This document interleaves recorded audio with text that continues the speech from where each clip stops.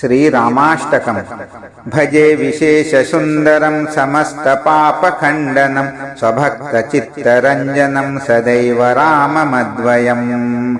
जटाकलापशोभितं समस्तपापनाशकं स्वभक्तभीतिभञ्जनं भजेह राममद्वयम् निजस्वरूपबोधकं कृपाकरं भवापहं समं शिवं निरञ्जनं भजेह राममद्वयम् सह प्रपञ्चकल्पितं हन्यामरूपवास्तवं निराकृतिं निरामयं भजेह राममद्वयम्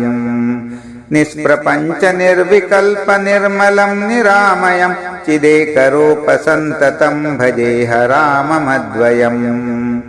भवाब्धिपोतरूपकं हशेषदेहकल्पितं गुणाकरं कृपाकरं भजेह राममद्वयम् महावाक्यबोधैकविराजमानवाक्पदै परब्रह्मव्यापकं भजेह राममद्वयम् शिवप्रदं सुखप्रदं भवच्छिदं भ्रमापहं विराजमानदैशिकं भजेह राममद्वयम् रामाष्टकं पठति यः सुकरं सुपुण्यं व्यासेन भाषितमिदं शृणुते मनुष्यश्रीविद्यां श्रेयं विपुलसौख्यमनन्तकीर्तिं सम्प्राप्यं देहविलये लभते च मोक्षम्।